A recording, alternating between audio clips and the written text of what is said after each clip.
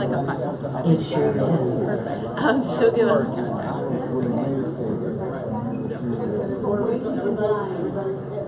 Hey everybody, welcome to the 2017 Twin Cities Film Fest, presented by Fleurdejunk and hosted by the Shops at West End. My name is Amanda Day, and I am very, very happy to have Kendrick with us today. We're going to be talking about a really important documentary called Legends of the Road. First of all, thank you so much for being here and helping tell this story. Well, it's great to be back in the Twin Cities, so anytime I have an opportunity to come out here, I always look forward to it. But it's made even more special the fact that this wonderful film, this very important documentary, got accepted into the Twin City Film Festival. So I'm excited to be here to represent the producer, Gary Thompson, and these incredible young people from Seattle, Washington, and Victoria, Canada, who made this project come to life in the year 2000. So one of the things I personally love about a film festival is you get to see documentaries. And documentaries that you don't really get to see anywhere else. And documentaries usually tell a story that hasn't had a voice before. Can you tell us a little bit about what this story is and who it's about? Well, this story is about the history of this country.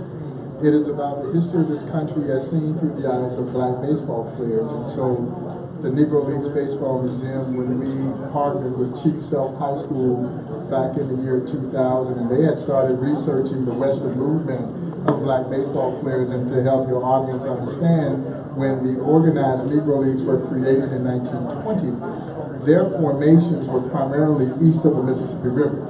So Kansas City was as far west as the Negro Leagues went, St. Louis was as far west as the Major Leagues went. So the only way that you could see baseball if you lived on the western foremost half of the country was through either winter baseball or through barnstorming. And the Negro Leaguers were heralded barnstormers. So they took baseball into Canada. They were oftentimes the first Americans to play in many Spanish-speaking countries. And so, and so these young people started to research that Western movement, where these men would go and play in the Dakotas or in Montana or Wyoming, and in more times than not, the people in those towns had not really seen black folks before. But their reputation as great baseball players preceded them. And the late great Buck O'Neil, who is certainly featured in the film, would oftentimes say when they went out west, they didn't really experience the same level of racism that they did playing in the South and even North, because it was almost novelty. They hadn't seen it. So what would oftentimes happen would be a kid would come up to them, see that dark skin, and rub it, trying to see if it would come off. But their reputation as great baseball players had preceded them, so the fans were expecting to see great baseball. And so this documentary basically focuses and highlights this group of incredible young people who did the research and then set out on this incredible expedition, going back over the exact same towns into Canada and across the western regions of the United States to play baseball games in those exact same towns that had hosted these games over a century before that. But the caveat here is they rode bicycles to do it. They biked from Seattle to Kansas City.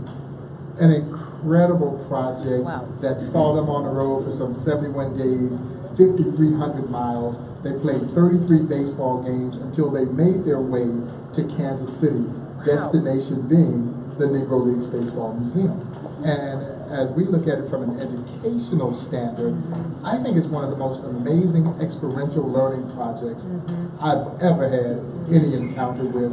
And this is something that, here we are now 17 years later, this trip happened in 2000. The research started even prior to 2000, but the trip itself took place in 2000. And here we are 17 years later, and this documentary has been produced.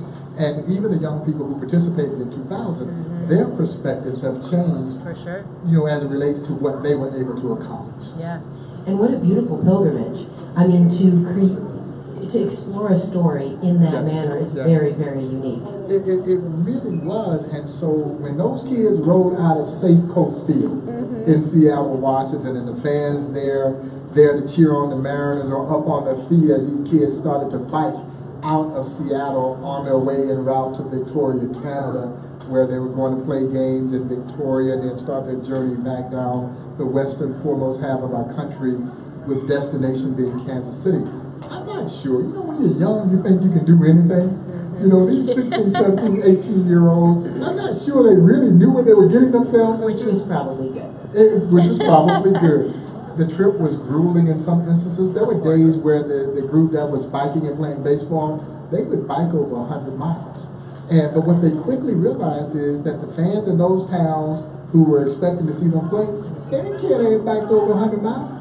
We came to see a ball game. Right. And it was so reminiscent to that of the Negro League. Sometimes these men would play 3 or 4 games in a day, then hop on a bus and head to the next town. But the local town team and those fans could care less about the hardships of their travel because we heard John could play.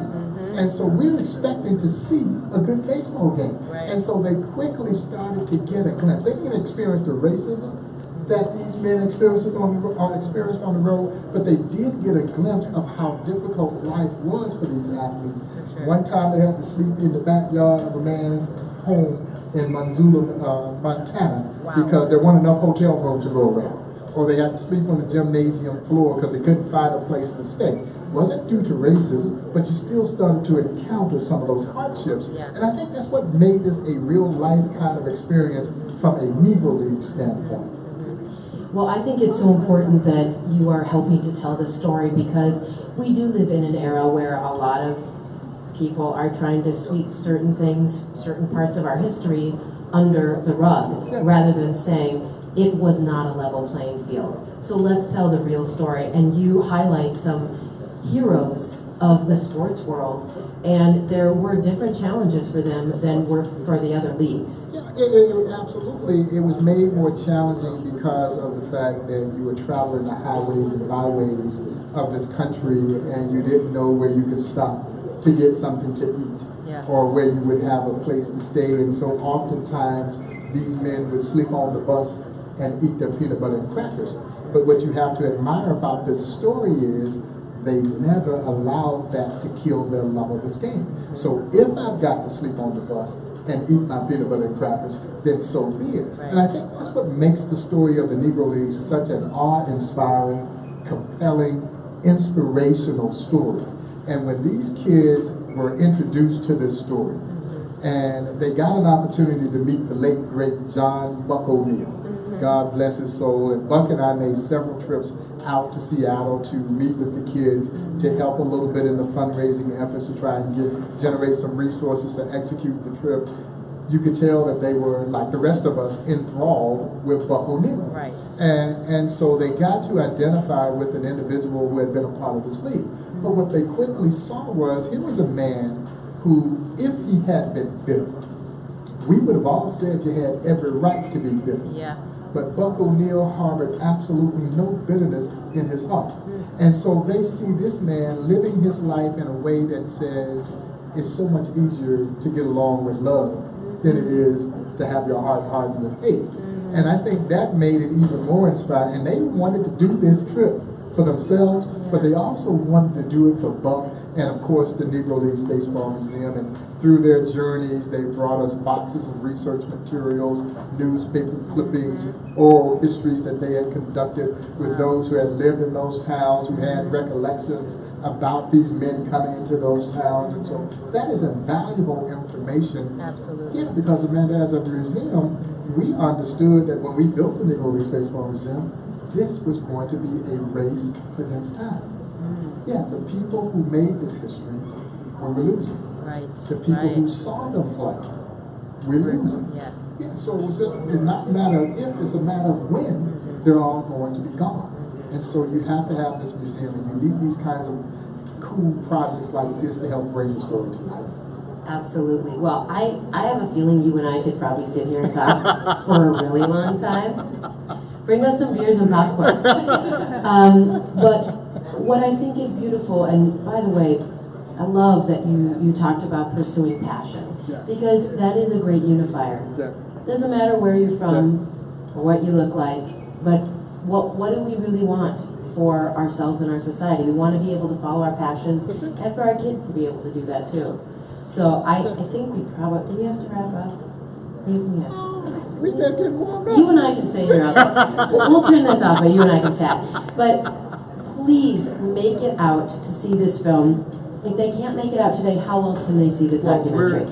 I'm going to work with the producer, Gary Thompson. We're still working on ways in which we can get this into communities. So that, I just think it's such an important film. We're working now to show it in Kansas City. Again, we're in the Kansas City Film Festival. I want every educator to see this film. Absolutely. Yeah, I just think it's that important, and it's that powerful, and it's that inspirational. But it also gives them an understanding of how creatively this history can be used in the classroom. Absolutely. You know, and I understand the challenges that teachers have because they have to teach to standards. But there's nothing, I think, more important than experiential learning.